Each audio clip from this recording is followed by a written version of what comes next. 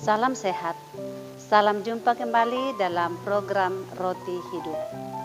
Kasih karunia dan damai sejahtera dari Tuhan Yesus Kristus kiranya menyertai saudara-saudara semua dimanapun kita berada. Kita siapkan hati kita untuk kembali mendengar dan merenungkan firman Tuhan dari Filipi pasal 2 ayat 5 sampai ayat yang ke-11. Sebelumnya mari kita berdoa. Kita berdoa. Hati kami siap ya Tuhan untuk mendengarkan sabda-Mu. Berfirmanlah kepada kami dan tuntun kami ya Roh Kudus yang menuntun kami kepada kebenaran, agar sungguh kebenaran firman Tuhan yang kami dengarkan saat ini menjadi bagian kami, dan kami berbahagia karena kami melakukan firman-Mu oleh pertolongan-Mu sendiri. Ampunkan dosa kami ya Tuhan, agar kami layak. Di dalam nama Tuhan Yesus Kristus kami berdoa. Amin. Filipi pasal 2 ayat 5 sampai ayat yang ke-11. Demikian firman Tuhan. Hendaklah kamu dalam hidupmu bersama menaruh pikiran dan perasaan yang terdapat juga dalam Kristus Yesus, yang walaupun dalam rupa Allah tidak menganggap kesetaraan dengan Allah itu sebagai milik yang harus dipertahankan, melainkan telah mengosongkan dirinya sendiri dan mengambil rupa seorang hamba dan menjadi sama dengan manusia. Dan dalam keadaan sebagai manusia, ia telah merendahkan dirinya dan taat sampai mati, bahkan sampai mati di kayu salib. Itulah sebabnya Allah sangat meninggikan dia dan mengaruniakan kepadanya nama di atas segala nama, supaya dalam nama Yesus bertekuk lutut segala yang ada di langit dan yang ada di atas bumi dan yang ada di bawah bumi, dan segala lidah mengaku Yesus Kristus adalah Tuhan, bagi kemuliaan Allah Bapa. Amin. Saya suka mengikuti acara debat oleh para apologet Kristen seperti Christian Prince, David Wood, dan juga Sam Samon, dan beberapa apologet dari Indonesia. Saya sangat bersyukur bahkan bangga dengan mereka. Mereka dipakai Tuhan secara luar biasa, dan dengan kemampuan keahlian yang mereka miliki, mereka mampu membela iman Kristen. Dari debat tersebut, pertanyaan yang banyak muncul adalah tentang ketritunggalan dan juga tentang ketuhanan Yesus. Benarkah Yesus itu Tuhan? Apa mungkin Tuhan bisa menjadi manusia? Karena bagi orang yang tidak menerima Yesus sebagai Tuhan, mereka menganggap bahwa Yesus hanya sebatas seorang nabi. Dari bacaan kita pada hari ini, semoga menuntun kita lebih meyakini dengan sungguh mengokohkan iman kita bahwa Yesus Kristus itu benar-benar Tuhan, dengan melihat beberapa keunikan dari Tuhan kita Yesus Kristus. Dan inilah keunikan Tuhan kita Yesus Kristus. Pertama, unik dalam hakikat. Dia adalah Allah sekaligus manusia.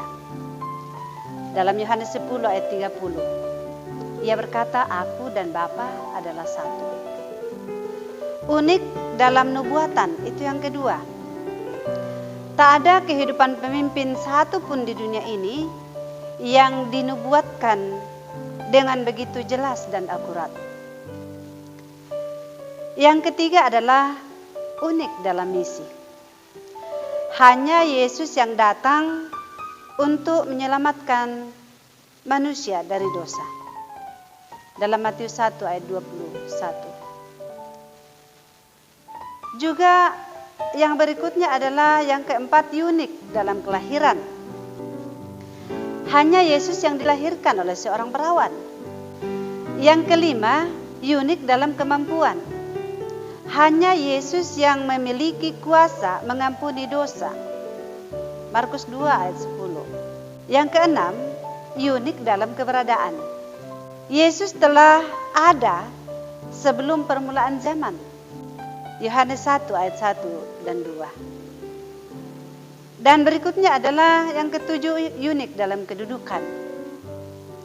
Tak seorang pun setara dengan Allah. Dalam bacaan kita Filipi pasal 2 ayat 5 dan 6. Dan terakhir, unik dalam pemerintahan. Hanya Yesus yang memerintah selama-lamanya. Ibrani 1 ayat 8. Saudara, Yesus adalah pribadi yang tak tertandingi dalam sejarah.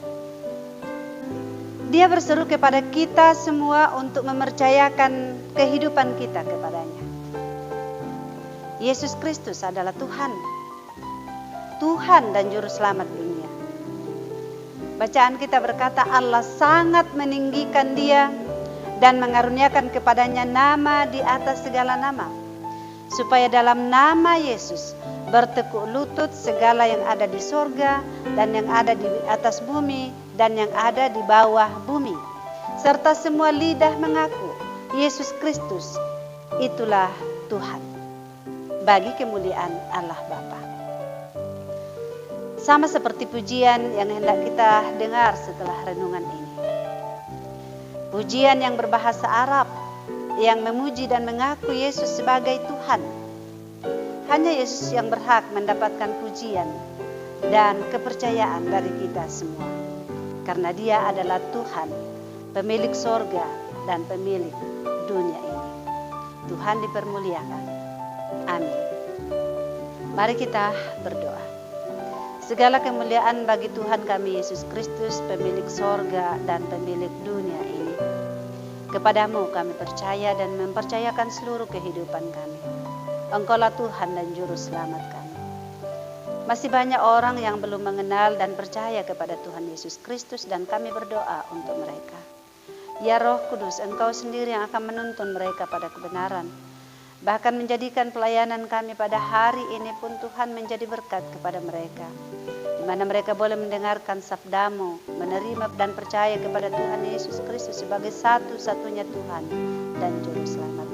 Dan kokohkan iman kami semua untuk tetap berpegang teguh kepada kebenaran ini. Terima kasih Bapa kami dalam surga. Kami berdoa, hamba-Mu berdoa bagi semua jemaat-Mu saat ini yang tengah mengalami sakit penyakit. Kami mendoakan Ibu Neti Rongre, kami mendoakan Ibu Esther Kamagi, kami mendoakan Bapak Peter Rompon, dan mungkin ada lagi yang tidak sempat kami ketahui keberadaannya dan dalam kondisi sakit. Kami tahu bahwa Engkau mengenal mereka dan Engkau mengasihi mereka. Lawat mereka Tuhan, karuniakan kesembuhan. Kami berdoa bagi yang bergumul untuk mendapatkan pekerjaan, Tuhan buka jalan bagi mereka. Engkau juga memberkati seluruh sidang jemaat-Mu dalam keberadaan hidup mereka masing-masing. Cukupkan apa yang mereka perlu, teguhkan iman mereka kepada-Mu, pengharapan mereka kepada Yesus Kristus, dan ajarlah kami semua untuk selalu bersyukur kepada-Mu dalam segala perkara hidup. Karena kami tahu Engkaulah Bapa kami yang sudah mengasihi kami di dalam Tuhan Yesus Kristus. Terima kasih Bapa di surga, ini doa kami, di dalam nama Tuhan Yesus kami berdoa. Amin.